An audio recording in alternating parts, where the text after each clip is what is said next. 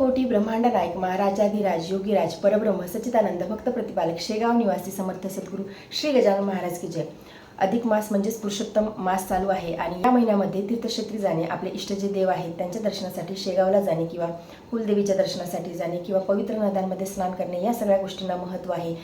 हा जो संपूर्ण महिना आहे, हा जो पुरुषोत्तम मास आहे, हा आध्यात्मिकदृष्ट्या देखील तेवढंच महत्त्वाचा आहे की या महिन्यामध्ये जे काही आपण भजन करू, पारायण करू, जे काही आपण नामजप करू, त्याचं फल आपल्याला अत्याधिक मिळते। आता तुम्हाला शेगावला जायचं आहे आणि जायला मिळत नाही, म्हणजे अनेक जण असे असतील की जे पुरुषोत्तम मासामध्ये जाऊन शेगावला दर्शन घेऊन आले असतील, परंतु खूप जण असे आहेत की इच्छा असून देखील गेले नसतील। तर नाराज होण्याची गरज नाही, किंवा जे दर्शनासाठी जाऊन आले असतील त्यांनी देखील हा व्हिडिओ नक्की बघावा। एक सुंदर छान सेवा मी तुम्हाला सांगणार आहे आणि रोज जर का तुम्ही या गोष्टीची प्रॅक्टिस केली, रोज जर का तुम्ही ही सेवा केली, तर श्री गजानन महाराजांचं दर्शन तुम्हाला घरी बसल्या होणार आहे। तर ही सेवा कशी करायची आहे याबद्दलचीच माहिती आजच्या व्हिडिओमध्ये असणार आहे। तुम्हाला जर का शेगावला जाण्याची खूप इच्छा असेल, परंतु आता शेगावला जाणं काही कारणानिमित्त होणार नाही, तर तुम्ही मानसी सेवा करू शकता। आता मानसी सेवा कशी करायची आहे? मानसी सेवा म्हणजेच आपण मनामध्ये डोळे बंद करून महाराजांचं दर्शन आपण घरी बसल्या जिथे आहोत तिथे आपण दर्शन घेऊ शकतो। तर ते दर्शन कसं घ्यायचं आहे?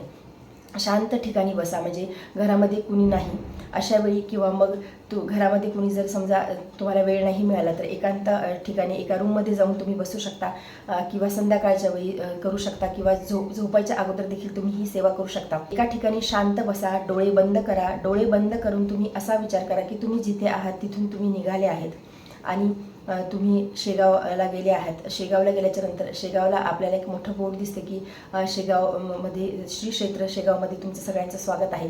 त्यानंतर आपण मंदिराजवळ पोहोचलो आहोत, मंदिराच्या आतमध्ये आपण गेलो आहोत आणि तिथून दर्शनाचा मार्ग सुरू होतो, तिथे आपण गेलो आहोत।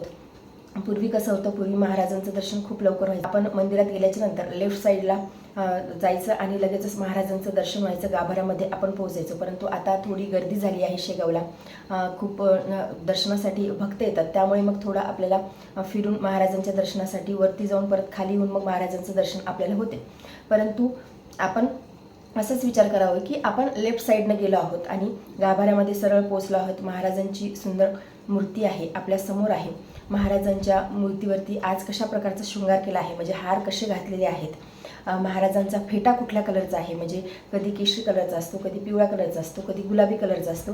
तर महाराजांचा फेटा कसा घातलेला आहे, महाराजांना कोणत्या फुलांची सजावट केली आहे, म्हणजे कधी पिवळ्या फुलांची सजावट असते, कधी पांढरे प्लस हिरवे फुलं असतात। एक छान सुंदर बेलपत्र महाराजांच्या त्या फुलांवरती धरलेलं असते। महाराजांच्या समोर एक महादेवांची पिंड तयार केलेली असते, ती पिंड आठवा, त्यावरती रुद्राक्षाची माळा आहे। सुंदर छान महाराजांच्या तिथे दिवा लावलेला आहे। बाजूला महाराज जे काठी वापरायची ती काठी देखील ठेवलेली आहे। असं सुंदर आपल्याला महाराजांचं स्वरूप दिसते आहे।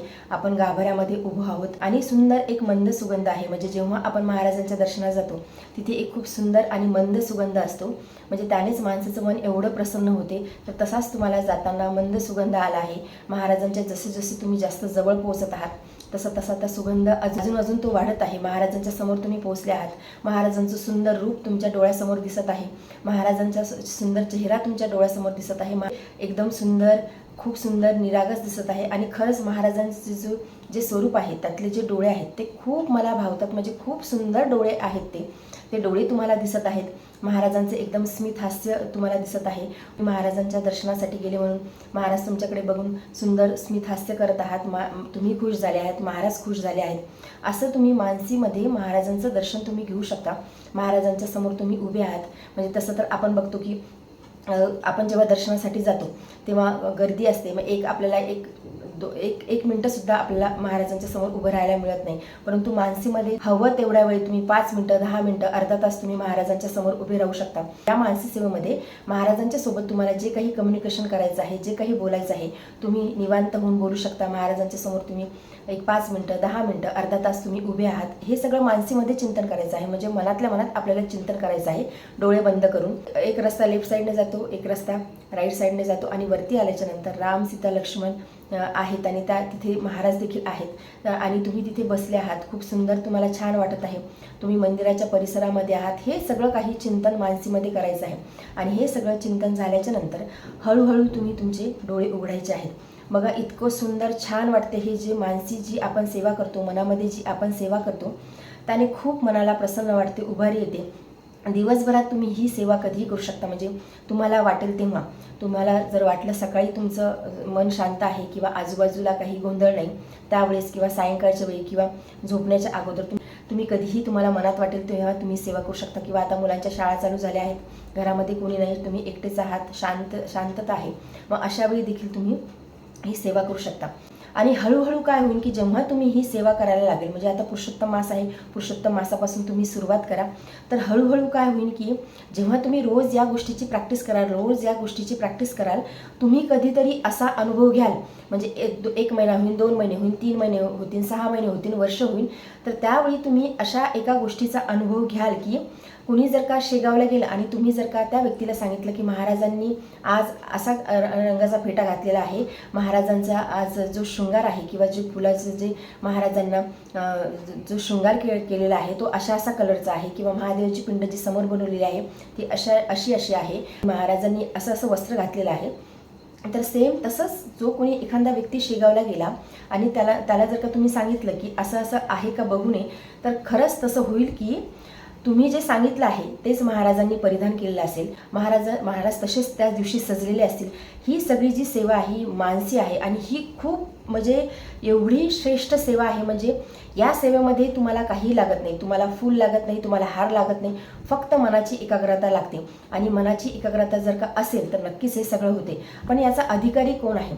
याचा अधिकारी तोच व्यक्ती आहे जो रोज नित्यनियमाने श्री गजानन महाराजांचं भजन करेल, किंवा श्री गजानन महाराजांचा नामजप करेल, किंवा श्री गजानन विजय ग्रंथाचं पारायण करेल. एक अजून एक की ज्या व्यक्तीमध्ये मात्सर्य दोष नाही. मात्सर्य दोष म्हणजे कसा की ज्या व्यक्तीमध्ये कुणाच्याही बद्दल ईर्षा नाही, ज्या व्यक्तीच्या मनामध्ये कुणाही बद्दल कधी काही वाईट येत नाही, अशा व्यक्तीला लवकर या सगळ्या गोष्टीचा अनुभव येतो. म्हणजे दुसऱ्यांची निंदा असेल, द्वेष असेल, हे मनातून सगळे काढून टाका आणि रोज महाराजांचं नामजप करा, भजन करा, महाराजांचं नित्यसेवेमध्ये श्री गजानन विजय ग्रंथाचं वाचन करा. ह्या सगळ्या गोष्टी केल्यामुळे आपल्या मनातला भाव अतिशय प्रलब्ध होतो. आपली महाराजांवरची जी भक्ती आहे ती पुष्ट व्हायला सुरुवात होते आणि हळूहळू ह्या सगळ्या गोष्टी आपल्याला येतात.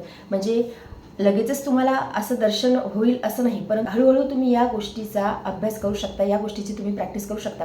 आणि समजा कधी तुम्ही मानसी सेवेसाठी बसले, मनामध्ये तुम्ही सेवा करायसाठी बसले आणि तुम्हाला जर का अचानक काही समोर असं दिसलं, तर मग तुम्ही एक 4-5 दिवस किंवा 1 महिनाभर ती सेवा करू नका.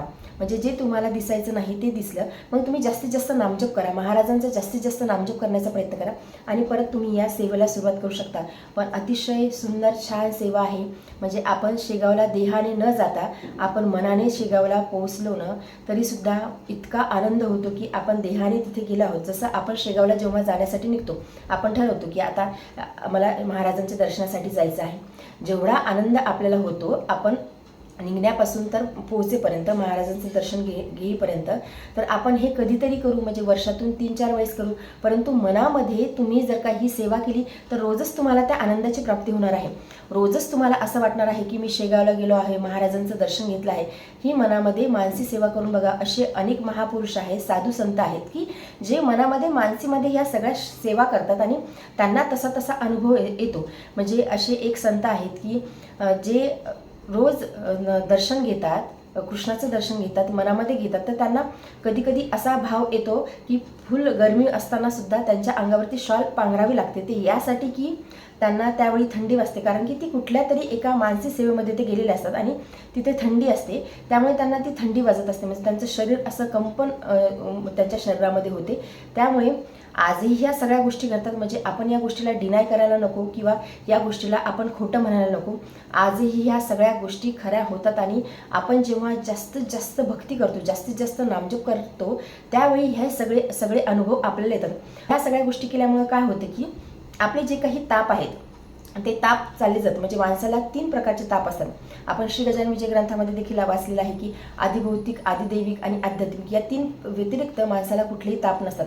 आणि हे 3ही ताप ही मानसी सेवा केल्यामुळे जाते. म्हणजे आपल्यावरती एवढी महाराजांची कृपा होते. आपण सतत जर का महाराजांचं स्मरण केलं, दिवसातून एक वेळ तुम्ही ठरवून घ्या, भले मग ती 5 मिनटं करा किंवा 10 मिनटं करा, परंतु असं घाईघाई करू नका. एकदम शांत स्थिर मनाने तुमचे जेव्हा कामं सगळे आवरलेले असतील, तुम्ही आता वेळ देऊ शकता त्या गोष्टीसाठी. म्हणजे आता तुमच्या मनावरती, म्हणजे आता आपण अर्थात प्रापंचिक आहोत, तर आपल्याला आपल्या जबाबदाऱ्या पूर्ण करणं गरजेचं आहे. सगळ्या जबाबदाऱ्या असतात, एक स्त्री असो किंवा पुरुष असो, संपूर्ण जबाबदारी आपल्यावर असते. स्त्रियावरती घर सांभाळणे, मुलांना सांभाळणे, पतीला सांभाळणे, किंवा पतीवरती, एका पुरुषावरती पत्नीला सांभाळणे, घर सांभाळणे, बाहेरच्या सगळ्या जबाबदाऱ्या असतात. या सगळ्या जबाबदाऱ्यातून आपण निवृत्त झाल्याच्या नंतर, रोजचं आपलं काम संपल्याच्या नंतर आपण निवांत बसून ही सेवा करू शकतो. आणि ही सेवा खरंच खूप प्रभावी आहे. तुम्ही एक वेळ करून बघा, तुम्हाला एवढा आनंद होईल. एक दिवस किंवा 5 दिवस किंवा 8 दिवस तुम्ही ही सेवा करून बघा, तुम्हाला खरंच खूप सुंदर समाधान होईल. म्हणजे आपण मेडिटेशन ज्याला म्हणतो ना, तर हे एक प्रकारचं मेडिटेशनच आहे. फक्त त्या मेडिटेशनमध्ये आपल्याला श्री गजानन महाराजांना आठवायचं आहे. श्री गजानन महाराजांच्या समोर मी आहे. तसं आपण आता शेगावला वगैरे जातो, तर तिथे आपण जातो, खूप धावत पळत जातो. आपण शरीराने थकतो, मनाने थकतो कधी कधी. म्हणजे खूप वेळ जर का दर्शनासाठी लागणार असेल किंवा आपण प्रवास करून गेलो असतो, त्या प्रवासाने आपण म्हणजे आपल्याला आनंद तर असतो की मनामध्ये एक प्रेम भरलेलं असते महाराजांच्या विषयी, की महाराजांना भेटायचं आहे, महाराजांचं दर्शन घ्यायचं आहे. परंतु आपण जर का मानसी सेवा केली तर ह्या सगळ्या गोष्टी आपल्यासोबत होत नाही आणि खूप प्रसन्न, खूप खूप खूप प्रसन्न वाटते. त्यामुळे तुम्ही नक्कीच ह्या पुरुषोत्तम मास आहे, अधिक मास आहे, या पुरुषोत्तम मासाच्या निमित्ताने, अधिक मासाच्या निमित्ताने श्री गजानन महाराजांची ही मानसी सेवा नक्की करा. आणि तुमचे अनुभव मला कमेंटमध्ये नक्की सांगा की तुम्हाला कशा प्रकारचा अनुभव आला आहे, किंवा तुम्हाला काय काय दिसलं आहे. म्हणजे असं मी जसं तुम्हाला वर्णन केलं तसंच प्रत्येकाला दिसेल असं नाही. प्रत्येकाला वेगवेगळं दिसू शकते, प्रत्येकाला वेगवेगळी फिलिंग असू शकते, प्रत्येकाच्या भावना वेगळ्या आहेत, प्रत्येकाची भक्ती वेगळी आहे, प्रत्येकाची महाराजांवरची जे प्रेम आहे ते वेगळं आहे, सगळ्या गोष्टी वेगळ्या आहेत. तर प्रत्येक व्यक्तीला वेगवेगळा अनुभव येऊ शकतो. प्रत्येक व्यक्तीच्या सोबत वेगवेगळे अनुभूती महाराज देऊ शकतात. तर तुम्हाला कसे अनुभव आले किंवा तुम्हाला ही सेवा करून कसं वाटलं, तुम्ही कमेंट बॉक्समध्ये मला नक्की सांगा.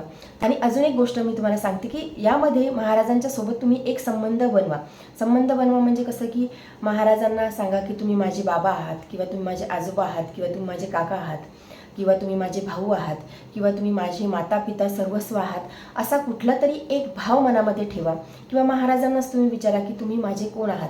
तुमच्या मनातून आतून तुम्हाला जे उत्तर मिळेल तो संबंध महाराजांच्या सोबत तुमचा आहे. महाराजांच्या सोबत संबंध बनवायचा म्हणजे कसं की आपण जास्तीत जास्त त्या गोष्टीसोबत एकरूप होतो. महाराजांचा आणि आपला बॉन्ड जो आहे तो जास्तीत जास्त आपला वाढायला लागतो. त्यामुळे महाराजांच्या सोबत कुठला तरी एक संबंध बनवा आणि तो संबंध टिकवण्याचा, वाढवण्याचा, फुलवण्याचा जास्तीत जास्त प्रयत्न करा. आणि मानसी सेवा करा. मानसी सेवा करायच्या अगोदर जास्तीत जास्त नामजप करण्याचा प्रयत्न करा. जेवढा जास्त तुमचा नामजप जास्त असेल तेवढंच तुम्ही जी काही सेवा मनामध्ये करत आहात, मानसी सेवा तुम्ही जी करत आहात त्यामध्ये तुमचं जास्त मन लागेल. म्हणजे तुम्ही करून बघा, जेव्हाही तुम्ही डिस्टर्ब असाल, विचलित असाल, त्यावेळी तुम्ही मानसी सेवा करायला कधीच बसू नका. परंतु नामजप करून जेव्हा मन स्थिर होते, मन प्रसन्न होते, त्यावेळेसच तुम्ही मानसी सेवा करायला बसा. आणि अशी मानसी सेवा करा. म्हणजे आत्ताच नाही, पुरुषोत्तम मास म्हणजे पुरुषोत्तम मासात तर तुम्ही कराच. पुरुषोत्तम मास चालू आहे, अजून आहे वेळ आपल्याला पुरुषोत्तम मास संपायला. परंतु नेहमी करता डेलीची तुम्ही ही रुटीनमध्ये तुम्ही सवय लावा की रोज एक 5 मिनटं 10 मिनटं आपल्याला ध्यानामध्ये जायचं आहे, महाराजांची मानसी सेवा करायची आहे. अजूनही कित्येक महापुरुष आहेत, संत आहेत, अशी मानसी सेवा करतात. रोज त्यांचा नियमच असतो की अर्धा तास 1 तास मानसी सेवा जायचं. मग त्यांच्या शरीराला कुणीही हलू शकत नाही, त्यांच्या देहाला कुणीही हलू शकत नाही. एवढे ते मानसी सेवेमध्ये त्यामध्ये गढून गेलेले असतात, त्यामध्ये डुबून गेलेले असतात. तर रोज एक 5 ते 10 मिनटं, अर्धा तास श्री गजानन महाराजांची मानसी सेवा करण्याचा नक्की प्रयत्न करा. तुम्हाला जसा वेळ मिळेल तसा.